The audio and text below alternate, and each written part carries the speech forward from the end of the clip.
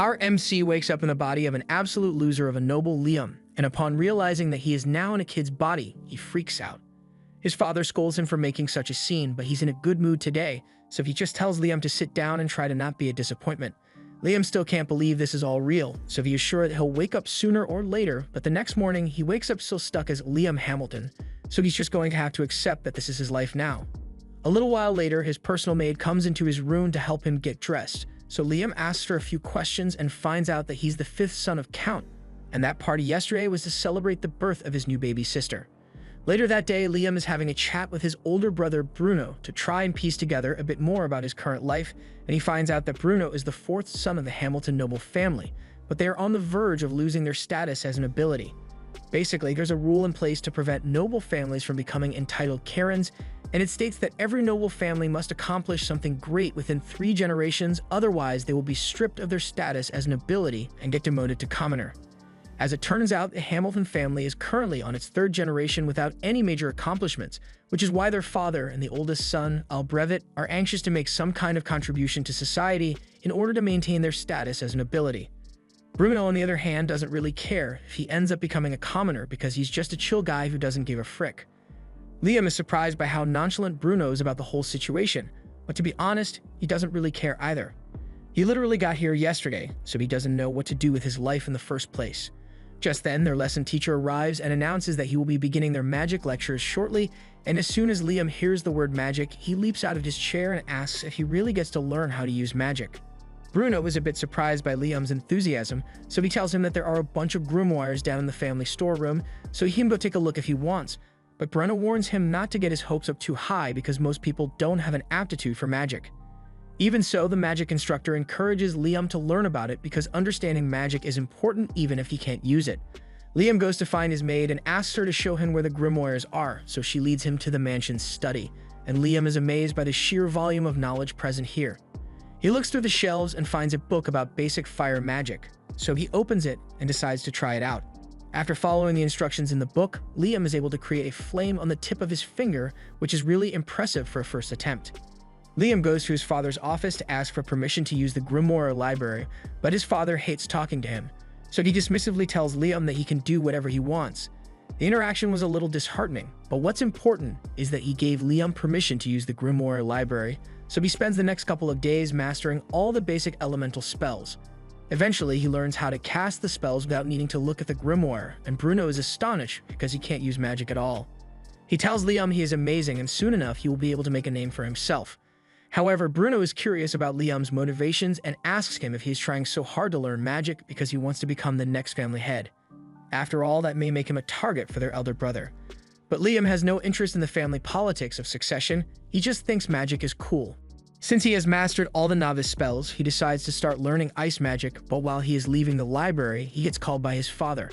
His father had heard about Liam's talent for magic, and even though he couldn't give a damn about Liam a couple of days ago, he is suddenly really interested in him. He asks for a magic demonstration, so Liam shows him that he can cast magic without needing to open a grimoire, and the Count is elated because he might be able to use Liam to secure their family's position. From now on, he tells Liam that he is allowed to use whatever resources he may need for his magic studies. All of a sudden, a report comes in that a particular man has appeared on the Hamilton land, so the Count orders the soldiers to be mobilized so they can capture him. From the sound of things, this guy must be a really big threat, but that has nothing to do with Liam, so he heads back out into the forest so he can practice his magic. While he is walking out into the woods, he finds a man sitting under a tree, and the man seems a little on edge once he spots Liam. He asks if Liam is a member of the Hamilton family here to capture him, and Liam confirms that he is indeed a member of the Hamilton family, but he has no interest in capturing him. He doesn't even know who the guy is to begin with. The guy is relieved that Liam isn't after him, but then he notices that Liam is carrying a grimoire, so he asks if he is studying magic. Liam confirms it, and since constant practice is the best way to improve, he's going to go practice now. However, before he leaves, the guy asks Liam if he wants to learn a more efficient way of using magic. This gets Liam's attention, so he asks the man what he is talking about, and the man shows him a technique that allows him to use 5 different types of magic at once. Liam is extremely impressed, so the guy asks if he wants to get a quick magic lesson, and Liam says he would love to. The guy is honestly surprised that Liam is being so polite since nobles are known to be quite the arrogant bunch, but Liam is different, mostly because he just reincarnated here recently. Well, anyway, in Liam's first lesson, the man asks him to try drawing 2 diagrams on the ground at the same time. Liam does as he is told, and he turns out to be pretty good at it, so the next step shouldn't be hard for him to master. He now tells Liam to try using 2 different spells at the same time, so Liam attempts it with a flame cutter on his right hand and a fireball on his left. After visualizing the spells, Liam is able to simultaneously cast them on his first try, and the man is truly amazed because it is extremely rare for one to be able to use this technique, let alone on their first attempt. He encourages Liam to keep going and tells him to try using 3 spells at once instead of 2, so Liam gives it a try, and it seems to be working at first, but then his magic suddenly fizzles out, so Liam gets disappointed. However, the man assures him that he performed the technique properly, so the only reason the magic died out was because he doesn't have enough magic power in his body right now to sustain it. Casting multiple spells at once consumes an insane amount of magic power, so Liam just needs to learn to control his magic a little more so he will be able to maintain the simulcast. For now, the man is going to give him a little lesson about the nature of the techniques, so he asks Liam to sit on the ground while he makes an illustration in the dirt. These are prime numbers, and the man explains that the multi-spell casting technique only works with prime numbers. He has no idea why it works that way though. Basically, you can cast 1, 2, and 3 spells at once, but if you try to cast 4 at once, it won't work no matter what you try. Right now, the man has a limit of 13 spells at once, which is unbelievably impressive, but honestly, he has enough magic power that he can easily go up to 16. However, due to the prime number rule, he can't activate any higher simulcasting until his magic power can accommodate 17 spells. Liam is currently 12, so the man is confident that with a solid training routine, Liam will be able to raise his magic power to great heights, and to help him with that, the man offers him this special ring.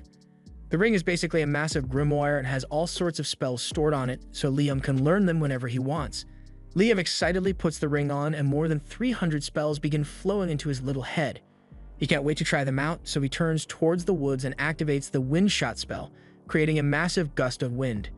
He is really happy with how this turned out, so he turns back to the man to thank him, but the man is nowhere to be found. Just then, Liam's maid shows up and warns him that it's dangerous to be out in the woods alone right now. Apparently, there's a suspicious man on the loose, so she tells him to be careful about talking to strangers, but that aside, she came here to give him a grimoire his father wants him to have, so she hands him the book and walks off to return to the mansion. The man then reappears behind Liam, and so Liam asks him where he went to a second ago, but he tells him that he never actually left. He was just using invisibility magic to stay hidden since he can't let anyone find him here. That aside, that's a really interesting grimoire Liam just got, so the man offers to show him a neat trick. He tells Liam to open the grimoire and try summoning a spirit while wearing the ring he gave him, and when he summons a fire spirit, it gets absorbed into the ring. He does the same with all the other elemental spirits, so he can ask for their help later, but by the time he's done, he realizes that the man is gone, and this time he won't be coming back. Before he left, he wrote a message for Liam in the dirt and told him, "Keep training your magic and you will surely become a great mage in the future. And by the way, don't snitch on me. If anyone asks, I was never here." Liam knows very little about that man, but is undeniable that he learned more this afternoon than he ever would have learned on his own, so he will forever respect him as his master. A month after Liam first met his master, he has remained consistent with his training, and now he is far more skilled at wielding his magic. Just then, Bruno comes up to Liam. He is surprised to see that he has made white charcoal on his own. White charcoal burns a lot hotter than regular charcoals, and it creates no smoke. It is really useful. However, it is almost impossible to make without a special furnace and extreme precision. So he is amazed that Liam could create this much with nothing but magic. He also notices that Liam has a bag full of Lecro crystals, crystals that help one restore expended magic power, and asks if Liam made those by himself as well. Liam confirms this, although he did have a bit of trouble perfecting the technique at first since it requires him to use 5 types of magic at once, but he eventually figured it out. Bruno is glad to see that his little brother is so talented, because that means he will probably be fine on his own. As for Bruno, he's getting married soon, so he won't be around anymore. Liam is shocked since this is the first time he's hearing about any marriage, so Bruno explains that he is marrying into a low-ranking noble family. They have less money than the Hamilton family, but you will have more freedom there, so he's happy with the arrangement. Liam doesn't know how to feel about this, but he says he's happy for Bruno.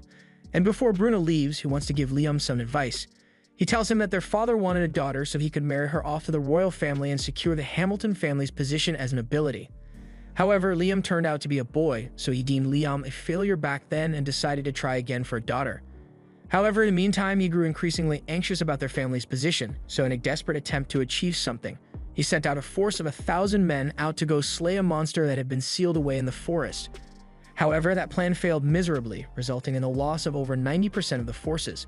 Their father is still trying to gain an achievement for the Hamilton family, but personally, Bruno thinks the family is cooked, so he wants Liam to think about a way to live independently. Liam decides to take Bruno's advice about independence, so he decides to sell his products to make some money of his own. This works out great for him since the white charcoal is a valuable commodity and fetches a decent price, but he needs something a little more profitable if he's going to make enough money to live on his own. Since he's in town already, Liam decides to take a break at a noodle shop and asks for a bowl of ramen. The shop lady prepared one bowl for him, and Liam absolutely loves the taste, and so do a lot of people in town, but all the noodles here have to be made from scratch and don't last very long, so Liam comes up with a great idea to make some extra profit. After a little tinkering, he goes to see his maid and the head chef while they are making dinner and asks them to taste his latest invention. He puts a block of noodles in a bowl and tells them that all they need to do is pour hot water over it, and after they do so, it turns into a delicious bowl of noodles. Liam used his spirits to cook and dehydrate the noodles, so now they'll last for a really long time and can be prepared almost instantly. He is sure his invention will be widely loved, so he rushes to the merchant guild to sell it. But to his disappointment, the merchant tells him he can't distribute Liam's product for him since he is only the 5th son of the Hamilton family. As such, he will need written permission from his father or his eldest brother Albrevet to sell any original goods in this land. Liam doubts he can get permission without having to hand over the profits as well, so he gives up for now and leaves. And once he is home, we find out that Albrevet was the one who told the merchant to deny Liam's request. He can't stand the idea that his little brother is more successful than him, so he's going to do whatever it takes to stop him from succeeding. However, while Liam may not be aware of his brother's grudge against him, he's going to sell his products no matter what it takes, so he decides to take some drastic measures. First, he loads a bunch of his products into an item box he created with the man's ring, and afterwards he begins casting summoning magic. But this time, instead of summoning a spirit, he intends to use it to summon himself. Initially, this looked like it was going to work like teleportation, but instead he summons a perfect clone of himself and sends it off to a neighboring land. If he isn't allowed to sell his items within the Hamilton region, then he's just going to have to sell them somewhere else. Several days later, Liam's clone sends a message to him about all the recent sales it has made, and at this rate, Liam might actually be able to become independent. When Liam isn't selling his goods, he uses his clone to practice his attack spells, and he has finally learned to control the magic missile spell, so he's pretty pleased with himself. All of a sudden, he hears someone approaching, so he dispels his clone and goes out to find out who it is, and to his surprise, he finds out it's Albrevet. Albrevet wastes no time and immediately asks Liam what he wants to become in the future. Liam knows Albrevet only asking because he wants to figure out if Liam is really a threat to his position as the successor of the family. But as mentioned before, Liam has no interest in family politics, so he tells Albrevet that he wants to become independent in the future. Albrevet is relieved since he won't have to compete with Liam for succession rights if he becomes independent. So to help him become independent as quickly as possible, he offers to put in a good word for him so he can join the Hunters Guild.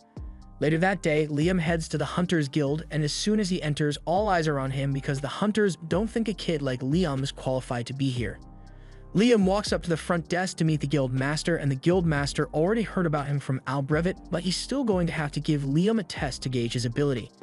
He tells Liam to fire an offensive spell at him with any incantation he wants, but Liam had never heard of incantation before, so he had no idea what the guild master was talking about. The guild master had been expecting Liam to be slightly stronger than average since Albrevet recommended him, but after Liam fires his spell, the guild master has a near-death experience. Luckily, Liam had the sense to not aim directly at him, so after calming himself down, he grants Liam B-rank status. Now that Liam has an official ranking, he heads out to complete his first mission, but before he leaves, he is approached by a girl. She introduces herself as Asuna Aquage, and she was really impressed by what Liam is capable of, so she asks if he wants to team up with her. Liam was planning to go out solo, but he doesn't mind having a partner with him, so he agrees to team up with Asuna, and she is overjoyed to hear that. She then grabs his hand and leads him away so they can get to work, but Liam is confused since neither of them has actually been given a mission yet. Asuna explains to him that missions are only handed out to parties that are A rank or higher. The rest of the ranks have to go out and slay dangerous monsters for a reward, and as luck would have it, they just so happen to run into a wolf monster. Unfortunately, it turns out to be an entire pack of wolves, so Asuna isn't sure they'll be able to handle this many. Liam, on the other hand, thinks this should be an easy victory with the two of them, so he asks Asuna to finish the wolves off once he has incapacitated them. He then summons a couple of earth spirits and uses them as bait to get the attention of the wolves, and once the wolves bite down, Liam has the gnomes expand to lock their jaws in place. And now that they can no longer move, Asuna is free to cut them down one by one. All in all, there were 42 wolves killed, and when they present the carcasses to the guild master, he is so impressed by their skill that he tells them he has a special mission for them. There's apparently an important person coming to this town in a few days, so he wants Liam and Asuna to take out an armored caterpillar that has been blocking the path. There'll be a disaster if an important person coming were to get hurt while visiting their town, so Liam is taking this very seriously. They find the caterpillar fairly easily, but no matter what they try, they can't seem to kill it. All Asuna strikes, and all Liam's magic just bounces off its tucked shell, and if this keeps up, then they'll never be able to take this thing down. While taking a break, Asuna jokes that the only thing that could get through that caterpillar's armor would be a meteor, but there's no way they can get a meteor to strike right here. However, Asuna's comment gave Liam an amazing idea, so he asks her to draw the caterpillar's attention while he gets ready. Asuna has no idea what Liam is planning to do, but she goes along with his plan and distracts the caterpillar, and once it is in position, Liam opens his item box and drops a massive boulder on the worm, killing it in one blow. The method was so effective, in fact, that they managed to kill a second caterpillar. Liam was worried there might be more caterpillars around, so he used his search spell after killing the first one, and sure enough, he found the second lurking nearby, so he killed it too. The guild master is so impressed with Asuna and Liam's performance that he offers to give them 5 times the original reward, and a couple days later, when the important person is set to arrive, Liam, Asuna, and a lot of the townspeople wait outside to see who it is. Liam's father and Albrevit are there as well to greet their guest, but for some reason, the man seems to have taken an interest in Liam. A lot of stuff happens and James ends up calling a meeting with Liam, but Liam has no idea why. The man introduces himself as James Stanley, and he wants to get straight to the point, so he asks Liam how he got Raymond's ring. He thinks Liam must have stolen it, but Liam gets up and yells that he would never do such a thing to his master. He explains the whole encounter he had with that man in the forest, and after hearing the whole story, Stanley finds it really amusing since that sounds exactly like something Raymond would do. He apologizes for accusing Liam of theft since he hadn't realized Raymond took on a student, but since he's here anyway, he wants to see how strong Raymond's student really is. He tells his assistant, Simon, to go stand over in the corner and asks Liam to fire his most powerful spell at Simon. Liam agrees to the test, so he gets into position and prepares to cast his magic missiles, but for an extra boost, he decides to use an incantation. He recently learned that incantation amplifies the magic power used in casting a spell, and for the best effect, the words used in the incantation must have some significance to the caster, so Liam starts reciting the names of his favorite idols. The incantation evidently works because Liam's spell casting is boosted from the usual 7 to 11 at once, and poor Simon over here can't handle it, so the attack breaks through his shield and he gets hit. James is impressed with Liam's capacity for high-volume magic, so he offers him a reward and says he will be granted the status of a knight. Becoming a knight means Liam is now independent, so Albrevit will probably stop watching him from now on since he's no longer a threat to his succession. Anyway, James knows Raymond really well, so he knows that Raymond loves playing practical jokes and asks if anything like that has happened to him recently. And now that he mentions it, when Liam was training to master his item box, he ended up using it to drain out the lake in the forest. But when he did this, he found a letter left there by Raymond. It was addressed to Liam and said that Raymond had wanted to give Liam 100 kilograms of gold as a graduation gift, but it all sank to the bottom of the lake, so instead he decided to turn the gold into gold dust and mix it into the river. Liam thinks it was just a waste of all that gold to dump it all in that river, but from what James knows about Raymond, there's probably more to it than just a practical joke, so it might be worth looking a little deeper into it. Liam takes James' advice and decides to head back to the lake to suck up all the water again, but this time he gets the bright idea to use his item box to separate the gold dust from the water, and when he does this, it activates a hidden door. Inside, Liam finds a note from Raymond, and it says Liam can have this maximum level grimoire as his real graduation gift since he figured out the riddle. Raymond himself was never able to master it, but Liam might get some use out of it. Liam takes a look at the grimoire and finds an interesting spell called Another World in there, and after several hours of trial and error, Liam finally manages to get the spell to work. The Another World spell creates a separate dimension which Liam has full control over, so he can open a gateway anywhere, and no one can enter without his permission. Liam is overjoyed by all the amazing things he could do with this spell, so as soon as he has the chance, he goes out hunting with Asuna again. They are up against a massive frog this time, so Liam first tries using his fire spirits to attack it, but that wasn't enough to kill the frog. In retaliation, the frog begins charging up its ultimate attack, So just before they get hit, Liam pulls Asuna into his pocket dimension. Thanks to this, both of them remain safe from the frog's electrocution, and once the frog finally runs out of energy, they finish it off. A little while later, they return to the guild with the frog's magic stone, and the guild master can hardly believe that they managed to pull it off. That quest was A rank, so he at least expected them to struggle a little, but it looks like it was barely a challenge for Liam. Asuna gets upset at the guild master because he keeps referring to Liam alone even though she fought alongside him. The guild master apologizes, but since Liam kind of did everything, he forgot Asuna was even a member of the team. He can see that Asuna is upset that she's so much weaker than Liam, so he does the responsible thing and suggests that Liam make Asuna his slave. Neither of them thinks it's a good idea, since as a slave, Asuna would be forced to obey any commands Liam gives, but then the guild master mentions the fact that as Liam's familiar, Asuna would automatically grow stronger in proportion to Liam's strength. And as soon as she hears that, she's on board with becoming Liam's slave. Sure, she won't be able to refuse if Liam ends up making pervy requests, but Asuna trusts that he wouldn't do that. And even if he did, she wouldn't mind. They end up creating the contract, and once it's done, Asuna immediately disappears. Everyone is shocked, but then she reappears behind Liam and explains that she just moved really fast. After the contract was established, Asuna heard a voice in her head that told her a unique skill has been acquired. Speedster.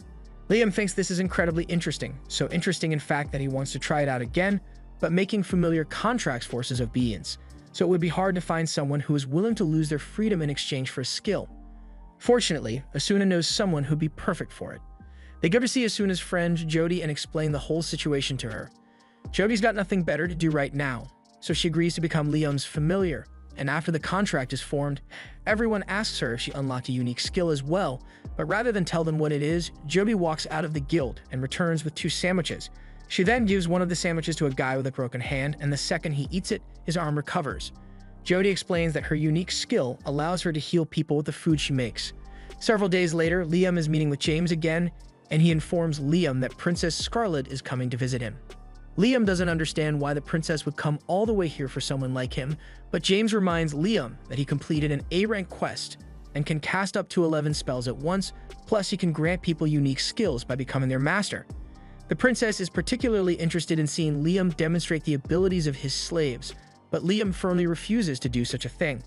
James can't believe Liam truly wishes to turn down a request from the queen herself, but even though Jody and Asuna are Liam's familiars, they are still his friends, so he will not turn them into a circus act for someone's amusement. James can see that Liam isn't willing to budge on his refusal, so he tells him he can leave. And once Liam is gone, it is revealed that the maid that had been serving them during the conversation was really the princess. James apologizes to the princess for Liam's refusal, but she actually found it quite interesting that Liam is willing to go against royalty to protect his friends, but she wants to see if he will do the same when talking to her face to face. The next day, Liam is summoned to meet Princess Scarlet, and this time she's not in disguise, so Liam will have to be careful about how he responds to her. Liam enters her palace and kneels before her, but Scarlet wants to get down to business, so she calls for a seat to be brought for Liam and mentions that she had heard about him defeating an armored caterpillar and a giant frog.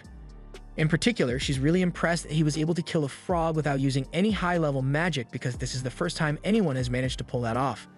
However, she is even more interested in Liam's familiars, so she asks him to show her what they can do. Liam can tell that she is trying to use her authority to force him to obey, but he can't accept her request. Scarlet asks him if he really intends to refuse a direct request from a noble, but regardless of what the consequences may be, Liam remains firm on his answer and absolutely refuses to turn his friends into a circus act. He was fully prepared to face Scarlet's wrath for refusing her, but to his surprise, she bursts out in laughter. Liam is the first person she has met who stays true to their morals even in the face of higher authority, and she finds that really amusing, so she wants to reward him. She declares that from this moment on, Liam will be given the title of Baron. Liam freaks out because he doesn't think he did anything to deserve such a title, but Scarlet has taken a liking to him, and she's the princess, so she can do whatever she wants. This way, Liam's family won't lose their status as nobility, but there's something else Scarlet wants to give him. She presents Liam with a familiar contract grimoire, and Liam is way more excited about this than he was about becoming a baron. So he thanks Scarlet profusely and goes on his merry way to practice with his new grimoire. A little while later, Liam is sitting out in the forest while reading the grimoire, and he is able to use the spells inside pretty easily, but until he masters the book, his contracts won't be permanent.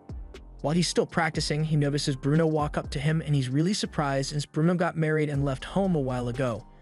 He asks Bruno why he's here, but he doesn't have a real reason.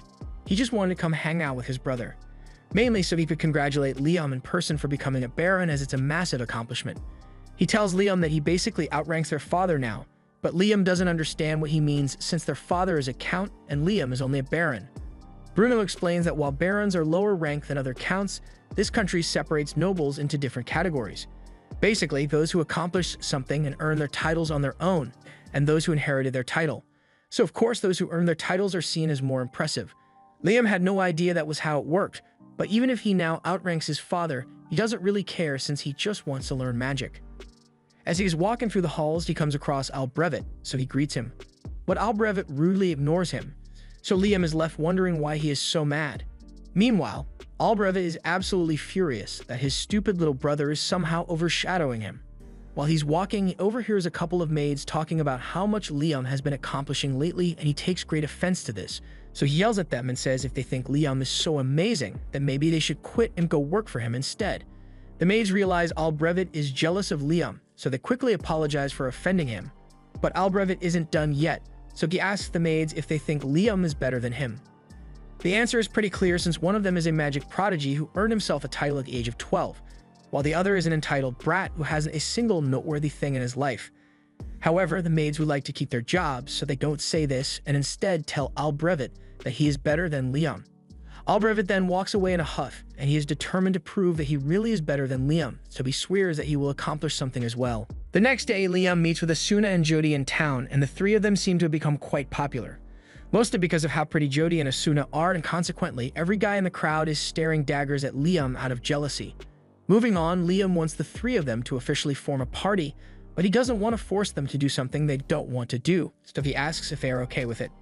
Neither Asuna nor Jody have any reason to object to Liam's idea, so they agree to form a party with him, and later that day, they all head out into the forest on a mission. Jody uses her bow and arrow to strike a wolf in the neck, and while it's weakened, Asuna runs in and finishes it off with her sword. Liam compliments Asuna because she has become a lot faster since she became his familiar. And speaking of improvements, Jody notices that she no longer has old lady vision thanks to the contract making her a kid again. Liam asks if it's always a good thing to have better vision, and as far as Jody is concerned, she would ever say no to having better eyesight, especially since she's an archer. Since that's the case, Liam raises his hand and casts an enhancement spell on Jody's eyes, allowing her to see way farther than she could before. Asuna asks Liam about what he just did, so he explains that he just used a basic enhancement spell to give Jody better vision. Asuna thinks that sounds really cool, so she asks Liam to cast an enhancement spell on her as well, but Liam doesn't think that's such a good idea.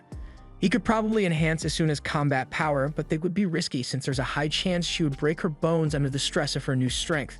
But something like boosted vision has no real drawbacks.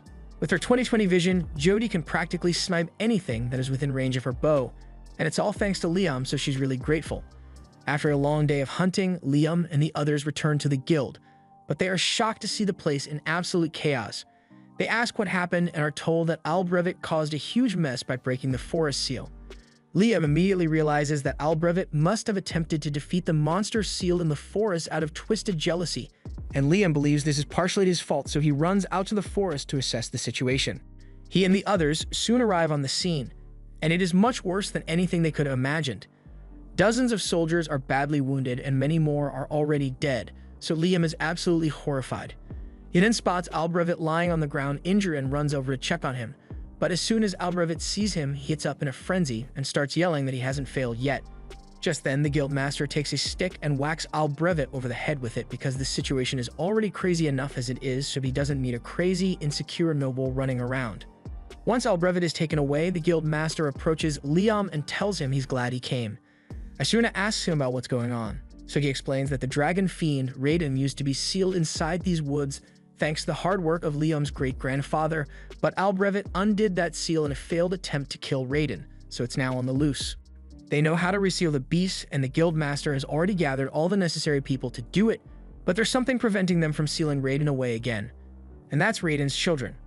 The little Radons are actually the ones responsible for all the damage that was done here. And if this much carnage can be caused by the little ones, then imagine what the real Reborn can do. Luckily, since Reborn has been sealed away for so long, it'll take about a week for him to regain his strength and attack. So if they can manage to reseal Reborn before then, they can avert a disaster. Liam plans to help as much as possible, so he races over to Raiden's location and finds him being guarded by the 3 little Radons. The little Radons aren't that big, so Asuma decides to try her luck and runs in for an attack, but as she does so, one of the little Radons shoots a fireball at her, and although she manages to dodge it, the tree behind her gets completely vaporized. Liam then tries using his magic missiles to attack, but the Radons use their fireballs to counter, so Liam doesn't know what to do anymore. His strongest attack spell did not affect them, but he still has one more trick he could try, so he orders Asuna to take Jody and run. The Radons all charge at Liam, but before they could get to him, he opens his Anotherworld gate and lets them fall in, so they are all trapped inside now. The Guildmaster can't believe that Liam was able to defeat all 3 of the little Radons on their own, and neither can Liam since that was a really close call. Now that the little Radons can't interfere anymore, the Guildmaster calls for everyone to begin sealing Raiden away again. While that's going on, Asuna and Jody return to Liam's side and he's relieved that they are alright. They ask him about the spell he used to defeat the little Radons, so Liam explains that it's a spell that creates a separate dimension. He trapped the little Radons in there, but there's no risk of them escaping since at his current level of mastery, whenever he closes the gate, everything inside the dimension disappears. Just then, Liam hears a voice in his head, and in the next second, he is pulled into the mind of Raiden. Raiden refers to Liam as a human with an immense soul, and asks him who he is, but Liam doesn't understand the question since as far as he knows, he's just a regular human. Liam may say that, but Raiden isn't convinced since he can clearly see that Liam's body and soul do not match. Liam realizes that Raiden might be referring to the fact that he reincarnated into the body of Liam Hamilton, so he wonders if Raiden might know the reason behind it, but unfortunately, Raiden has no idea. However, what he does know is that Liam's life is bound to be an interesting one, so he offers to make a deal with him. He wants to accompany Liam through his life, and he promises that he will not bring any harm to Liam or those around him if he agrees.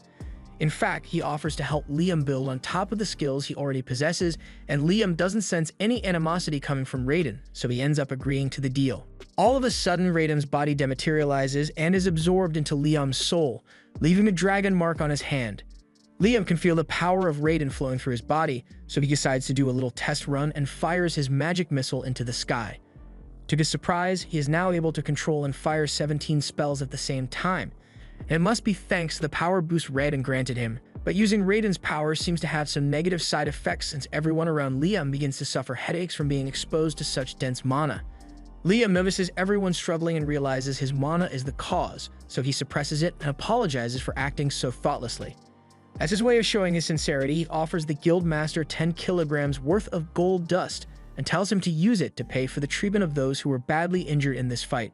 Later that night, Liam has a meeting with his father, and his father is really grateful for what Liam did since it prevented a great disaster from being caused by Albrecht's short-sightedness. He also heard that James is still in town, so word of Liam's great accomplishment should reach the royal capital soon enough. That night, Liam goes to bed, but by the time he wakes up the next morning, he realizes that 2 new spells just spawned in his head. He rushes outside so he can test out the spells. With several hours of practice, he is finally able to use one of them and summons a little Raiden. With a little more practice, Liam will be able to make the little Raiden useful for combat, but as of now, it's pretty much just a cute pet. While Liam is playing with the little Raiden, Princess Scarlet happens to walk up behind him, and she recognizes the magic Liam just used as holy magic. She already knew Liam was impressive, but to think he would be capable of using holy magic at such a young age. Anyway, that's not why Scarlet is here today. She is here to give Liam his reward for defeating the Dragon Fiend. She personally wanted to grant him a higher title of nobility, but the other nobles were really opposed to the idea of a landless child being promoted so frequently, so instead, she decides to give him the Order of the Phoenix, 3rd class. While she's here, she also wants to hear about how Liam managed to defeat the dragon, since depending on the details, she may have to declare him as their country's hero. However, the princess is completely horrified upon learning that Liam absorbed the Dragon Fiend. She thinks this means she was totally wrong about him, but then again, she did just see him use holy magic, so maybe not. In any case, she tells Liam to keep that detail secret no matter what, and the next day, Liam receives a chest filled with 3,000 gold coins as hush money. He doesn't understand why the princess wants him to stay quiet so badly, but he's just going to have to go along with it. However, even though he already got his hush money from the princess, James grew suspicious and called for a meeting to ask Liam what happened. Liam tries to deny anything special happened, but for the princess to pay him so much hush money, it must have been a massive secret. So he interrogates Liam a little and eventually he ends up cracking and reveals that he can use holy magic. He demonstrates one of the spells that he can use and informs James that this spell allows him to get rid of all negative status effects, including petrification and poison. He believes this is incredible, but its power is to be expected since holy magic is considered an act of God. He asks Liam if he knows anything about the War of the Three Dragons, and Liam doesn't, so he begins explaining the story to him. Long ago, there was a battle between three great dragons that lasted until only one stood victorious. It is said that the dragon's victory was largely due to its use of holy magic, and after that, the dragon supposedly joined a human, and its magic was used to found this kingdom. When James says join, the first thing that pops into Liam's head is that the dragon and the human got married and had children, but that's not the case. James points out that Liam is a prime example of what it looks like to join a dragon, and now that he thinks about it, Raiden did enter his body, so the two of them are technically joined. James tells Liam that he is basically recreating the legend of this nation's founding, but as amazing as that is, there are more pressing matters to discuss. The Hamilton family's noble status came from the achievement of their grandfathers sealing away a dragon fiend. But it turns out that Raiden was not a dragon fiend in the first place, but rather the nation's founding dragon, so Liam's family wrongfully sealed this nation's founder. If this information gets out, the Hamilton family's status as nobility would almost certainly be dissolved, and Liam doesn't want that since he knows how desperate his father and Albrevet are to maintain their status. But there's something that James is even more concerned about since there's a chance that Raiden is angry about being sealed away, so he may be plotting his revenge against their nation. However, Liam has a little chat with Raiden in his head, and Raiden says he has no intention of retaliating against the humans, so all he is interested in is watching Liam develop. James says this is terrific news, and it wouldn't be a stretch to say that Liam is the savior of the kingdom for being able to grab the attention of Raiden. A little while later, Liam arrives at the guild, but before he could enter, the girls drag him away. Liam has no idea what's going on, so when they get a good distance away from the guild, he asks them what's going on. They explain that the guild was filled to the brim with people who were trying to join his party after hearing that Liam defeated a dragon fiend, and they all kept begging Asuna and Jody to convince him. The two of them wrote a list of all prospective applicants, and honestly, none of these adventurers are particularly impressive, but Liam is the party leader, so the decision is up to him. After that, Liam decides to head back to his house to read through the list, but as soon as he walks through the door, one of the maids says she has something to show him. These are all requests from the girls of various noble families because they want to become Liam's wife. Liam had kind of expected this to happen since he's popular now, but this many is more than he's prepared to handle. Even his brother is bringing him a letter at this point. But thankfully, he's not the one trying to marry Liam. It's one of the relatives of the family he married into. Since he's here, Bruno asks Liam what he did because it's not normal to receive this many marriage proposals at once, even if he did defeat the dragon. The only people Liam has told about the holy magic thing are the princess and James, but because the princess paid him so much hush money, the other nobles figured out that there must be something major going on with him. It's a bit of a pain, but Liam can't deny that he is really enjoying all the popularity he has now. Later that day, Liam heads out into the forest with Jody and Asuna because he has something he would like to show them. He opens his pocket dimension, and upon entering, Asuna and Jody find a huge house in the middle of the room. Liam explains that he had a carpenter build it, and then he moved it in here using his item box. And that's all impressive. But Asuna is concerned that the house will just disappear like what happened with the Raiden Juniors back then. Liam explains that he has fully mastered this spell and nothing inside will disappear anymore, which is why he put all this stuff in here. He gives Asuna and Jody a tour through the house, and they are both enjoying themselves, but Jody brings up the fact that this place is constantly bright, so it would be hard to go to sleep there. Liam comes up with an idea and decides to summon a shade spirit to darken the area. And while it does work, it works a little too well because the entire place is pitch black now. Liam tries to brighten it up a bit by having a fire spirit light the fireplace, but this still looks too much like a horror movie setting, so he asks the shade if it can control the level of darkness it creates. Unfortunately, the shade is low level, so it doesn't have control over its darkness, and although a mid-level shade would be able to do it, Liam hasn't learned the spell to summon one yet. Asuna thinks it's a real shame that the low-level shade can't just become a mid-level one. That's when Liam remembers that his familiar contracts level people up, so he forms a contract with the shade, and it indeed levels up.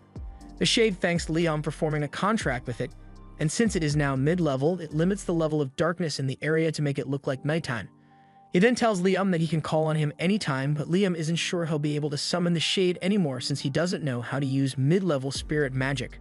However, the shade points out that Liam is wearing a magic storage ring, so he should be able to use it to absorb and summon him whenever he wants. Liam hadn't thought of that, So he tried it, and the ring really does absorb the mid-level shade. He then does the same thing with all of his other spirits and levels them up before storing them in his ring, so Liam now basically has a mid-level summoning grimoire of his own. The next day, Liam heads out into the forest at Raiden's request, and once he gets to the designated spot, Raiden asks him to summon one of the Raiden Juniors. Liam summons it, and the Raiden Juniors create an opening in a barrier that reveals dozens of pixies that have been hidden in the forest. As soon as the pixies realize that Liam is a human, they all start flying away so they don't get hurt. Liam tries to calm them down by explaining that he isn't their enemy. He tells them that Raiden is the one who told him to come here, and after hearing Raiden's name, the fairies seem to trust him a little more. Pixie wings are valuable ingredient items and potions, so humans almost hunted them into extinction at one point. That's why Raiden took it upon himself to protect them by creating a barrier in the forest. However, since he's now living inside Liam, he can't maintain the barrier anymore, so he wants Liam to protect the pixies in his place. To do this, Liam first wants to form familiar contracts with all the pixies, so he asks them if they are okay with that. The pixies trust Liam since he is working on behalf of Raiden, and since he's going to be forming contracts with them, Raiden asks Liam to give them names as well since naming things gives additional power to human magic. Liam forms a contract and decides to name the first pixie, Reina. However, to his surprise, once the contract is completed, Reina is transformed from a pixie to an elf. Raiden thinks it's interesting that the pixies evolved into elves, but he isn't that surprised by it. However, Liam is totally confused and has no idea how this could have possibly happened. Raiden explains that by forming a magic contract and naming the pixie at the same time, the magic power from both actions resonated and created a stronger response than normal, which is why the pixie evolved so much. From now on, Raiden says it would be best if Liam named every familiar that he forms contracts with. After seeing the effects of the contract, all the other pixies are eager to form a contract and ask Liam to name them as well. Once all the pixies have been turned into elves, Reina asks him for some orders since they are his familiars. Liam hadn't really thought that far ahead since he just come here at Raiden's request, but since the pixies are all elves now, he suggests that they should start building a village for themselves. He also appoints Reina as the leader of the village since she was the first pixie he evolved, and she's the only one whose name he remembers right now. Once that has been settled, the elves get to work planning their village, and Liam is completely exhausted since he used way too much magic power when forming all those contracts. Just then, he senses a lot of magic power coming from deeper in the forest, so he goes to check it out and finds this golden fruit hanging off a tree. He can sense a lot of mana coming off it, so he asks Reina about it, and she tells him that it is a fruit that pixies make. They would collect mana floating through the air and condense it into one place, so it's basically mana honey. Liam asks her if he can eat it, and Reina has no objections, so he cuts the fruit down and takes a bite. And when he does, not only is his magic power restored, but his overall magic capacity is increased as well, so he can now cast 19 spells without a chant. The next day, Liam comes back to the village to check on how things are going, and Reina comes out to greet him, but she has some bad news. Even though he told them to build a village for themselves, they don't actually know how to build houses, so this is the best they could do. Liam figured something like this might happen, so he's prepared to teach them how to build homes for themselves. However, his lesson is interrupted when they hear one of the elves scream for help. Bandits happen to make their way into the forest, and as soon as they spotted an elf, they decided to kidnap and sell her off for money. Liam obviously isn't going to let that happen, so he demands that the bandits release Susie at once, but bandits are bandits, so they don't listen and instead try to attack him. Liam summons a clone and uses it to launch a simultaneous attack on the bandits and knock them out. While he may have saved Susie, he now realizes that this forest is far too dangerous for a group of elves to live, so he intends to move them somewhere else. He wants to put them in his pocket dimension for now, but he's not sure they'll all fit since the space isn't that big. However, when he takes a look inside, he realizes that it's gotten a lot bigger since the last time he saw it. It's probably because of that pixie honey that he ate yesterday, and thus works out great for him, so he tells all the pixies to get inside so he can take them to a safe place. A little while later, Liam has returned to his land and opens his pocket dimension for the elves to come out, and they are shocked to realize that they are in an entirely different area now. Liam tells them that he brought them to his land so they won't have to worry about being attacked anymore, and while the elves are grateful, they are even more amazed that Liam was able to transport all of them here with a single spell. They all bow down to ask Liam to become their king, and if he agrees to rule them, they swear to do whatever he asks. Liam feels the need to protect them, so he agrees to become their ruler, but he asks them not to call him a king because he doesn't want to have to deal with the politics of that. Anyway, since he's their leader, he has to find land for them to live on. 4 days pass, and Liam is still trying to get a place for the elves to live, which is why he has been practicing the new magic Raiden gave him non-stop. And when he finally figures it out, he tells everyone to line up. He then proceeds to teleport them all about 100 kilometers from where they were before to a place called the Sealed Islands. Raiden is the one who sealed this land, but he has permitted them to use it as much as they like. This would have been a 4-day trip if they traveled normally, but with the teleportation magic he learned from Raiden, he can instantly travel to any location he has been to before. He tells the elves that they can live here from now on, but he's still going to need someone to build houses for them. For now, he's leaving the Raiden Jr.'s in charge of protecting the elves until he gets back, so he teleports back home. There he is visited by the princess, and she wanted to ask him if Raiden ever mentioned a place called the Promised Lands. Liam never heard of the Promised Lands, but Raiden did permit him to use a place called the Sealed Lands, so the princess asks Liam if he can take her there. Liam says he's fine with it, but in exchange, he needs something from her as well. He asks her to bring one of the court engineers because there's a project he needs to complete. However, he doesn't intend to take the actual engineer, so he makes a clone of Golek and teleports the clone, as well as the princess with him to the Sealed Lands. Upon arrival, the princess is certain that this must be the Promised Lands, so she recounts the legend that says that humanity's salvation lies in the Promised Lands, and this ring is said to be the key. The ring has been in the royal family for generations, but it begins reacting to Liam, and as he touches it, a huge chunk of the land begins to float at his command, so the princess bows down to him and asks Liam to form a nation here for the sake of humanity. Liam really doesn't want to do it, but the princess pledges her loyalty and all her resources to help make it happen, so he has no choice. Under the instructions of the Golek clone, the elves have been making steady progress on their village, and while they are doing that, Liam works on taking down all the monsters that roam this land with his magic. After he finally takes down a giant turtle, Liam notices Princess Scarlet standing behind him. Scarlet apologizes for staring, but she was just so mesmerized by her master's outstanding magic power. Liam still isn't comfortable with this whole master-servant relationship Scarlet wants, so he tells her she doesn't have to serve him after all. Her status as second princess of the kingdom far outranks Liam. However, Scarlet is doing this because she wants to. Her family has dragon blood flowing through their veins, which is why the women in her family are usually married off to build ties with other nations. That's why she would much rather serve under the dragon god, Raiden, than remain the princess of the kingdom. After seeing how devoted Scarlet really is, Raiden takes a liking to her and tells her to walk 1 kilometer to the north because there's something there that she might like. She and Liam follow Raiden's directions, and in the middle of the forest, they find the entrance to some ancient ruins. They head inside, and there they discover this metal dragon sitting in the middle of the room. As they approach, the dragon wakes up, and it looks like it's about to attack, so Liam asks Raiden what's going on. Raiden explains that this thing is one of the guards he created, and it's definitely going to attack them, but if Liam can take out one of the ancient letters on his forehead, it'll become an obedient pet. That seems easy enough, so Liam teleports up to the dragon's forehead, and with a holy lance, he manages to pierce one of the letters, deactivating the dragon's defense mode. The dragon then reacts to the dragon blood flowing through Scarlet's body and decides to listen to her, so Scarlet happily accepts the dragon guard. But when Liam says he wants to return to the surface, Scarlet says she is going to wait here for a while since she doesn't want to leave her dragon alone until it is fully recovered from the wound Liam's attack caused. Liam still can't get used to the idea of having someone as important as Scarlet serve him, but Raiden suggests that Liam just needs to become someone equally as important. That way, it wouldn't be awkward anymore, but it's definitely easier said than done. Just then, Liam notices a disturbance coming from the direction of the village the elves are building, so he teleports over to see what's going on, and to his horror, he finds the village in complete ruin. The elves tell them that this was caused by some wolfmen that attacked all of a sudden, and speaking of wolfmen, they show back up and begin demanding that the intruders leave this holy land immediately. Liam can tell that the wolfmen have mistaken them for intruders, so he tries explaining that they were given permission to stay here, but before he could say anything, the wolfman proceeds to attack him, so Liam is forced to teleport out of the way and defend himself with a little magic.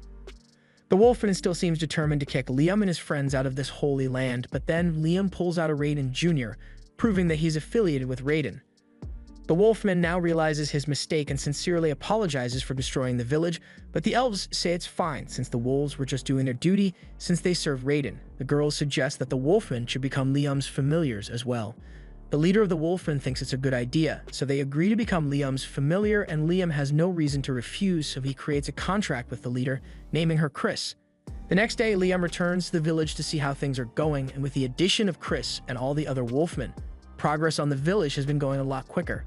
As soon as Chris sees Liam, she jumps up to give him a hug, and when he asks how the construction has been going, Chris points in that direction and says they are still rebuilding one of the homes they destroyed yesterday. Once again, she sincerely apologizes for acting so rashly yesterday, but Liam says it's fine as long as the Wolfman can help repair the homes. Although things would definitely go a lot faster if Liam could just use magic to repair the homes instead, but there's no spell for that in the ring. Raiden tells him he can just create a repair spell for himself if it doesn't already exist. Liam had no idea it was possible for him to just create his own spells, so Raiden explains that all he needs to do is clearly imagine every step of the process of what he's trying to accomplish, and once he has done that, he casts the spell on a piece of wood and asks Chris to smash it for him.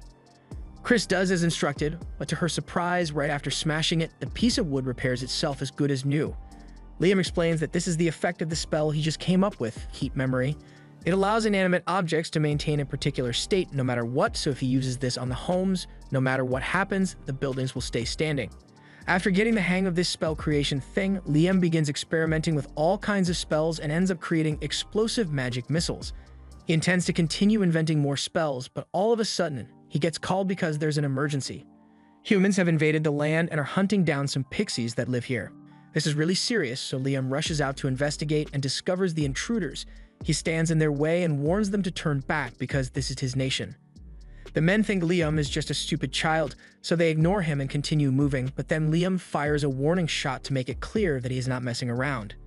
The men don't take kindly to this, so instead of just turning around and leaving, they decide to attack, and they leave Liam with no choice but to take each and every one of them out.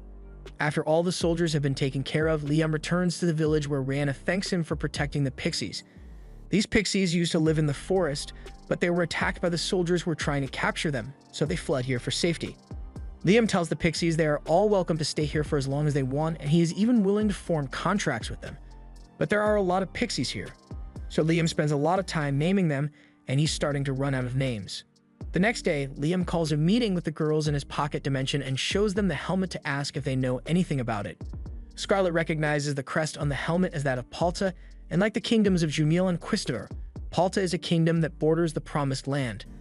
That can only mean that the men who attacked yesterday were likely Palta scouts, and if that serves as any indication, then scouts from Jumil and Quistador will eventually start showing up as well. The three nations were once separated by the valley, but now that Raiden's illusion barrier is no longer in place, they must be trying to claim the land for themselves. Scarlet thinks that the only way to permanently stop anyone from taking over the Promised Lands is for Liam to form a nation here, and Liam agrees, so Scarlet begins listing the things he will need to form a nation. He needs land, people, and power, and Liam clearly already has land. As for people, as Liam's popularity spreads, people will naturally flock to his side, so he doesn't have to worry about that.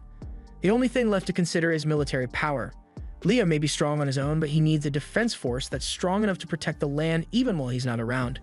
With that said, Chris volunteers to protect the Promised Land and swears that she will kill anyone who tries to attack it. Liam doesn't like how violent her statement was, but Wolfmen are well suited for combat, so he decides to entrust security to her after all. Scarlet tells Liam that all he needs to do is continue building his village while demonstrating his power by driving off enemy invaders, and sooner or later, the surrounding nations will realize that it would be far more beneficial to form an alliance with him. Everyone agrees on this plan of action, but by the next day, things had progressed far quicker than Liam thought it would. He is met by a man named Leonardo, and he introduces himself as a noble from the Jumil kingdom, sent here by the king of Jumil to meet with Liam. He explains that the kingdom of Jumil does not want to fight with him, so he is here in hopes of forming an alliance with him. And if Liam agrees, the king of Jumil is willing to offer Liam Princess Scarlet's hand in marriage.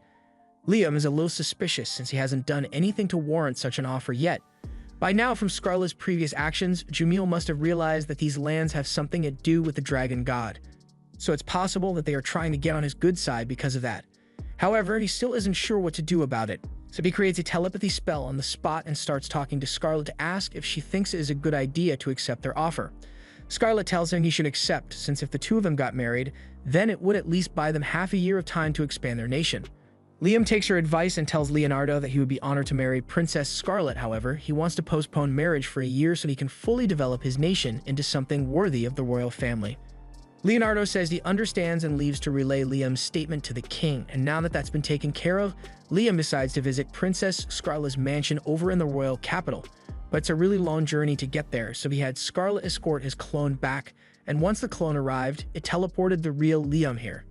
Now that Liam has been to Scarlet's mansion, he can come back whenever he wants, and since this is his first time in the royal capital, he wishes he could go sightseeing.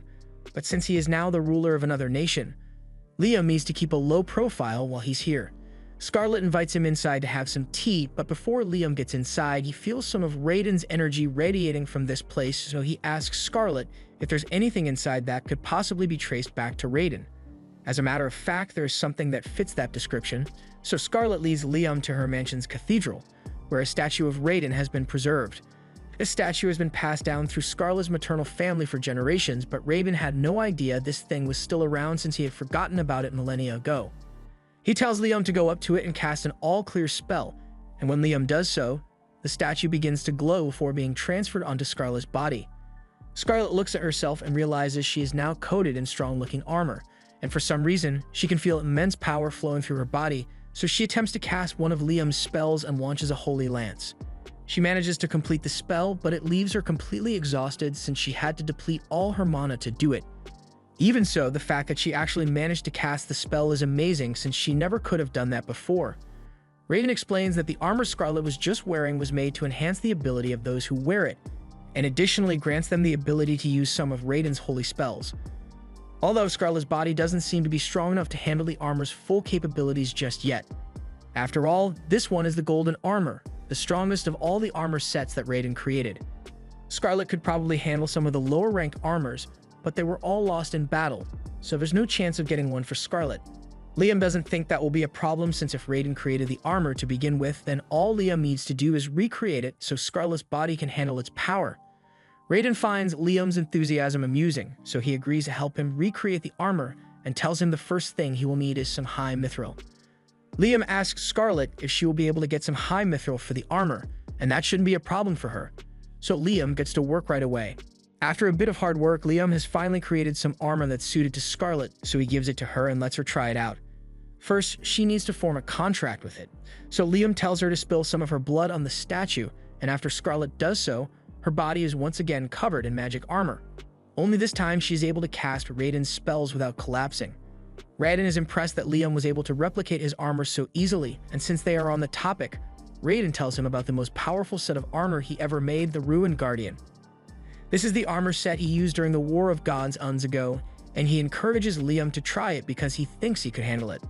Liam and Scarlet teleport back to the village, and Liam pours a drop of blood on the Guardian Raiden before forming a contract with it. The Guardian Raiden then turns into armor and Liam equips it, allowing him to fire 37 magic spells at once. However, a feat of this magnitude is pushing the limit of what Liam is capable of, so he collapses to the ground due to mana exhaustion. Scarlet runs over to check on him, but Liam says he is fine. Raiden is incredibly impressed that Liam managed to survive because so far, only 3 people have made it out alive after putting on that armor, and Liam is the first one to actually manage to cast a spell. So if Liam truly masters the armor, he would have the power to rule the world. Liam uses some mana crystals to recover from his exhaustion, and as useful as the Guardian armor may be, he's going to put a hold on training with it for now and puts it in his item box. He then teleports Scarlet back to the capital and teleports himself to the village so he can check on things. From what he can see, everything seems to be going well, but all of a sudden, Reyna comes up to him with some important news. Apparently, a group of trolls have been spotted living near the village, and while that normally wouldn't be an issue, trolls are usually either really nice or really violent, and the ones nearby are the violent kind. They don't really pose a threat to the village, but since the emissaries from the other kingdoms will keep showing up, it would be best if Liam convinces them to join his village so no fights break out between the trolls and humans. Liam heads to the location of the trolls to see if he can come to an agreement with them, and upon arriving, he is confronted by a group of trolls. The leader of the trolls asks Liam what he is doing here, so Liam tries to explain that he is building a nation here and was hoping to recruit the trolls to join him. The troll doesn't trust humans, so he doesn't want anything to do with Liam and tells him to get out of here. But before Liam could even respond, the troll begins trying to squish him. Liam does his best to dodge because he doesn't want to have to hurt the troll, but any one of those attacks could be lethal if Liam gets hit, so he needs to be really careful. Unfortunately, while he was dodging, Liam accidentally falls into a hole in the ground and gets himself trapped. Now the troll has a clean shot at him, so Liam needs to act fast, otherwise he will be in serious danger. The troll's club hits him head-on, but luckily, Liam was able to equip the Guardian Raiden armor, and it allowed him to survive without taking any damage, although wearing it still drains a ton of Liam's mana. The troll is surprised that a human could survive one of his strikes, but it doesn't matter to him since he can just hit Liam harder next time. However, before he does that, Liam points to the troll's people behind him. In his blind rage, he did quite a bit of damage to them without realizing it, and if Liam hadn't taken that last strike head-on, he could have seriously hurt his friends with the flying debris. The troll realizes he may have acted a bit rashly, so he calms down and says he will listen to what Liam has to say. Liam thanks the troll leader for cooperating, and once all the trolls are gathered, he explains that he is building a village near here. And while it mostly comprises elves and werewolves right now, there's a chance that a lot of humans will come here in the future. In the worst-case scenario, a conflict could arise between the trolls and the humans, causing the humans to hunt down the trolls, and Liam would like to avoid that, so he wants the trolls to join his village. The troll leader understands what Liam is saying, but he wants to see Liam's village in person before he makes any decisions. Liam is fine with that, so he teleports all the trolls into the village, and the trolls are all amazed by what they see. But then the troll leader gets spotted by Chris. The two seem to know each other, and on sight, she charges at the troll and kicks him to the ground. Liam is confused by what just happened and asks Chris for an explanation, so she tells him that she and the troll go way back. Long story short, Chris and the troll both find each other very annoying, so literally every time they bump into each other, they end up fighting. To date, Chris has beaten him 307 battles, and the troll has beaten her 370 times, but speaking of which, she was really disappointed with that last battle as the troll barely put up a fight at all. She asks him if he got weaker or something, but Liam reminds Chris that she evolved into a werewolf, so the troll didn't get weaker, she just got stronger. The troll gets upset since Chris is now too strong for him to fight, but Chris tells him her power boost came from forming a contract with Liam, so she suggests the troll should do the same so they can be on equal footing again. The troll agrees, so Liam forms a contract with him and names him Guy. The contract causes Guy to evolve from a troll to a gigas, and while he may have shrunk, Liam can tell that his power increased dramatically. Now that Guy is stronger, Chris says she wants a redo of their battle, so she attacks Guy, and this time he is able to block the attacks and counter. To them, it may seem like a regular brawl, but with their current strength, even a single punch or kick could easily kill a normal person, so all the other trolls stand there in amazement. Liam tells them he can give them names too if they want, so the trolls graciously accept, and Liam now has to come up with 50 more names on the spot. Once all the trolls have formed a contract with Liam, he asks them to do a small favor for him, so they head back to the canyon and begin collecting huge rocks for him. Guy and the other trolls get to work for him, and Chris tries to help as well, but she is nowhere near as strong as Guy, so he tells her to just leave the manual labor to him. She refuses to give up, but eventually her legs give up instead, so Guy lifts the boulder off her back and asks Chris if she's alright. Chris is fine, but her pride isn't, so she runs off in embarrassment. After all the rocks have been gathered, Liam thanks Guy and the others for helping him, but Guy doesn't understand what he plans to use all these rocks for. Later explains that earlier, when he first met the trolls, he noticed a lot of ores there, so he wants to try melting down the rocks to extract the metals. He summons a gnome and a salamander to create a furnace and blast the rocks until he ends up with a ton of iron, some copper, a little gold, and a tiny bit of mithril. Liam is really disappointed since he was hoping he could get more mithril out of the ores, as mithril is the main ingredient used to make those armor sets. Liam asks Raiden if it is really necessary to use mithril for the armor, and Raiden says mithril is vital since no other metals are strong enough to handle the stress the armor will go through. However, while Liam still doesn't have enough mithril, he does have a ton of iron, so he decides to just try his luck with the iron and see how it turns out. He melts down the iron and has his gnome make the mold for the armor so he can pour in the metal. And once that's done, he begins infusing it with Raiden's mana, while also giving it a name for good measure. He decided to name the battle armor Apollo after the sun, and after pulling out of the mold, we see that the Apollo battle armor was made in the shape of the sun. Liam figured that naming it would be more effective if the armor's form and its name matched, and it seems to have worked because the battle armor creation was successful. However, Liam runs into a separate problem that evening. Even though he successfully made battle armor out of iron, he still needs to come up with individual names for the armor sets for them to work, and he is all out of ideas for good names. After racking his brain all night, Liam was able to make 15 sets of armor, so he decided to distribute them evenly among the elves, werewolves, and trolls. Everyone gathers outside to test their new armor with mock battles, and both Guy and Chris seem to be enjoying themselves since they are stronger than ever before. Just then, a group of bandits happens to find their way into the forest, and as soon as they spot the elves, they immediately plan to kidnap and sell them off for money. However, they must be lacking a few brain cells because they think it's a good idea to threaten the elves here, even though there's a group of trolls and werewolves right next to them. The leader of the bandits declares that he will be taking the elves with him, and as long as they cooperate, he won't have to hurt them. Liam thinks he should do something, but before he can act, Rana tells him to let them handle this on their own. She then calls over one of the weakest elves, Mina, and tells her to beat up those bandits.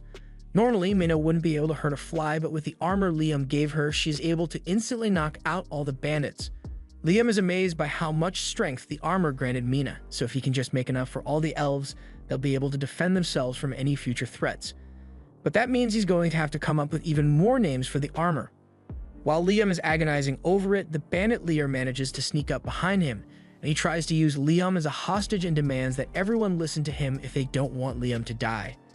However, no one reacts because they know the bandit can't hurt Liam, and a second later, Liam hits him with a power missile straight to the chin.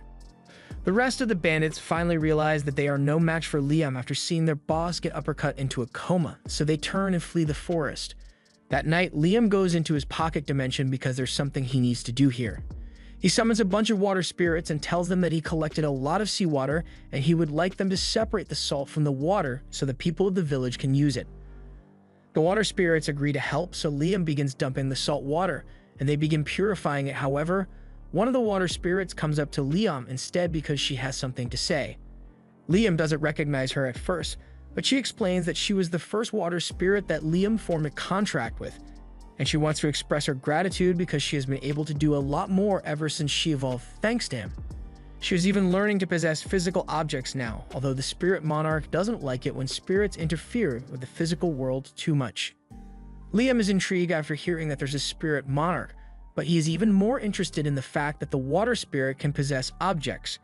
Starting from mid-level, a spirit can possess objects, and spirit-possessed equipment is known to be particularly powerful, so Liam comes up with a good idea. He asks the water spirit if she would be willing to help him out with a little experiment, and she says she is more than happy to help. First, Liam named the water spirit Zero for an additional buff, and after creating one more battle armor in the shape of a water spirit, he has Zero possess it. He successfully created possessed battle armor, so he does the same thing with the fire and earth spirits and gives all three armor sets to Reyna, Chris, and Guy. This drastically increases their power once more, and they are all eager to use their strength to serve Liam. But while Liam is only doing this to make sure he can protect his nation, he has already amassed enough military power to take over all the surrounding nations if he chooses to. And he has no plans of slowing down anytime soon because the pursuit of magic is all that matters to Liam. This was the end of episode 6. Subscribe to not miss the next part.